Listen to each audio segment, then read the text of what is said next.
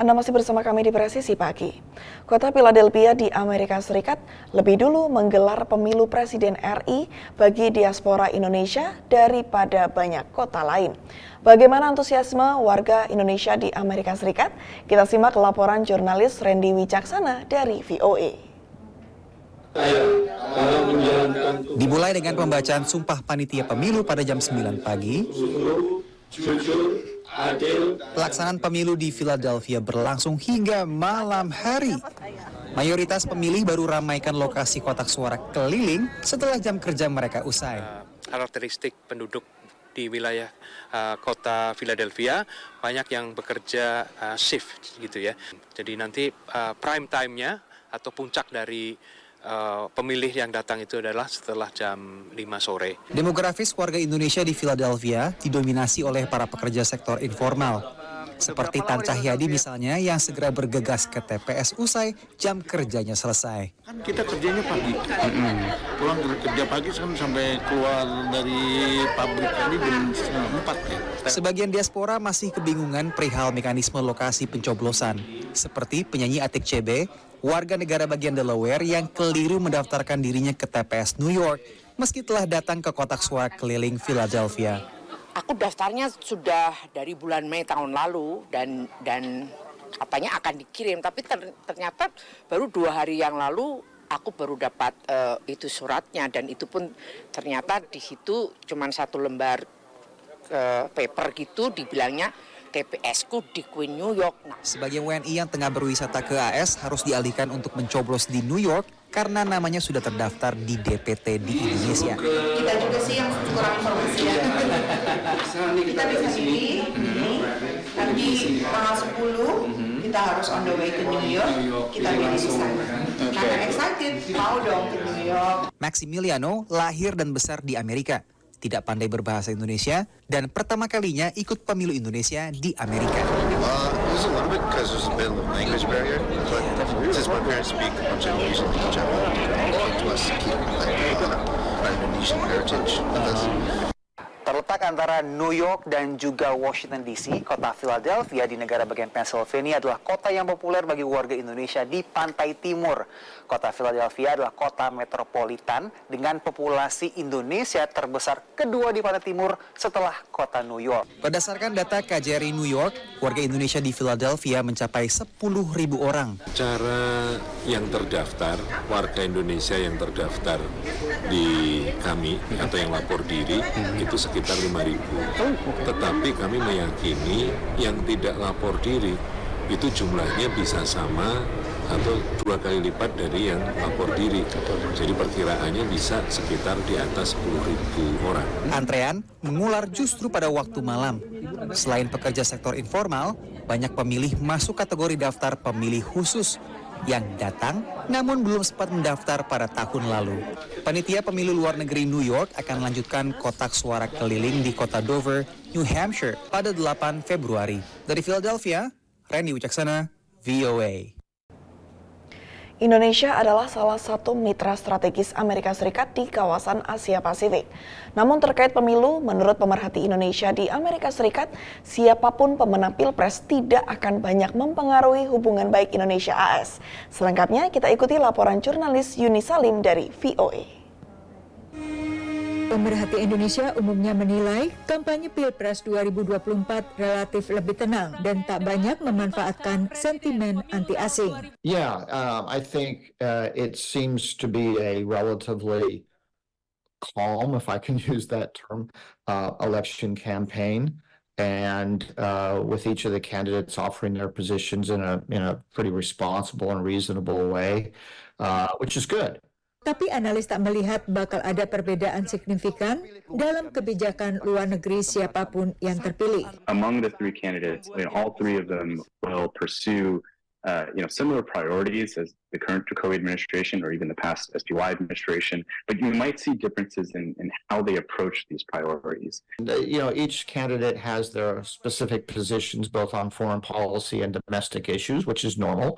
But to me, they all fall well within the parameters of what has been true in Indonesia for some time. And in terms of foreign policy, Siapapun yang terpilih, Presiden baru Indonesia dipastikan konsisten dengan prinsip kebijakan luar negeri bebas dan aktif, meski dalam prakteknya akan berbeda dalam menyikapi persaingan antara Amerika Serikat dan Tiongkok. Anies Baswedan has come out and has been critical of what he describes as Indonesia's overly transactional foreign policy under the Jokowi administration. So whereas you have, in contrast, you have Prabowo Subianto, who again has emphasized continuity, but has also articulated a strategy relating to having, being a good neighbor and having friendly relations with all parties. And then you have Ganjar Pranowo, who has also espoused similar sort of rhetoric as well in terms of maintaining balanced ties with all parties.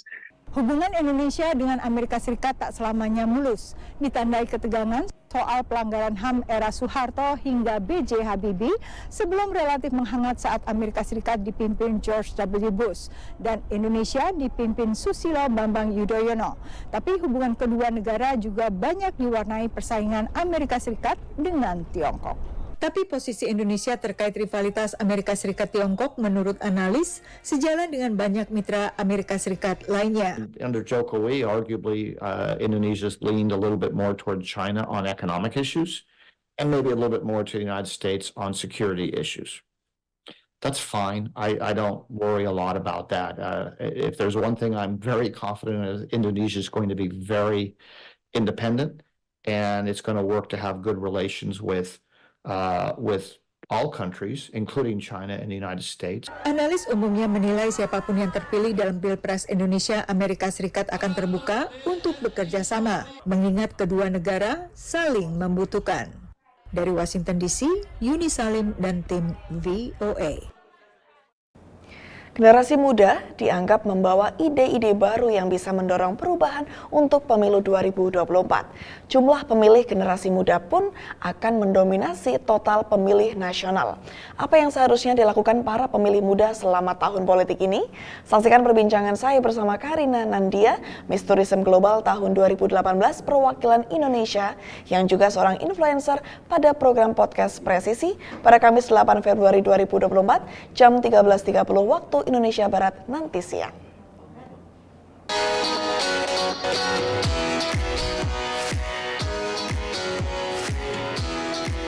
Kayaknya dia perspektifnya beda nih sama kita gitu kan. Malu ya? Obrolan tentang politik gitu daripada jadi musuhan kan kita gara-gara politik kan enggak ya masa udah temenan dari SD gitu kan udah pacaran berapa tahun gitu kan tuh gara-gara pemilunya jadi bubar gitu kan karena beda pendapat. Bahwa isu itu tuh nggak seharusnya masuk ke dalam dunia politik ya harusnya ya. Jadi kayaknya so far sih ngeliatnya kayak udah lebih mendingan ya sih kayak daripada tahun-tahun sebelumnya kan. Pastinya memilih atau menyaring media-media mana yang bisa kita percaya. Sekarang banyak banget media tuh. Coba apa sih namanya clickbait ya? Iya, ya kalau sekarang tuh mulai clickbait kayak beritanya tuh udah apa isinya apa kan. Sedangkan orang-orang zaman sekarang kan kadang literasinya suka minim ya kayak sampai baca headline-nya doang nggak langsung udah terprovokasi apalagi kalau udah ya kasarnya orang-orang yang lebih tua dari kita kan mereka mungkin udah males baca isinya, mereka cuma lihat headline aja ngirim grup WhatsApp berkali-kali di forward gitu kan. Nah,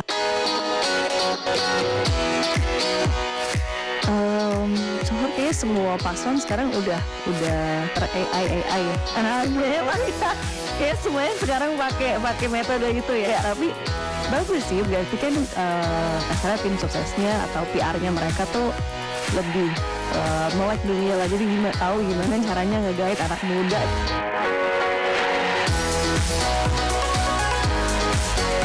Pasti kan gimana caranya ini biar lebih eye-catching buat anak muda, biar lebih apa ya, ada yang gemoy lah, ada yang satset lah, ada yang amin gitu kan. Kayaknya itu cukup hati sih untuk menggait pemilih. udah kantor udah capek gitu sampai rumah kayaknya kalau ngeliat politik yang terlalu serius juga males ya. So far sih menyenangkan sih, lumayan. Aku kalau buka TikTok tuh kayak nge-scroll lucu ya gitu.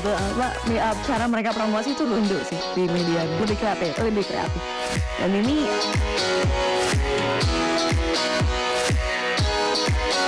apa ya? Lebih bijak lah sebagai anak muda untuk menentukan pilihan, karena jangan sampai golput. Aku agak ofensif sih Mbak sama teman-teman aku yang memilih untuk golput. Oke, ingin sama orang yang beda pilihan sama aku. Karena menurut aku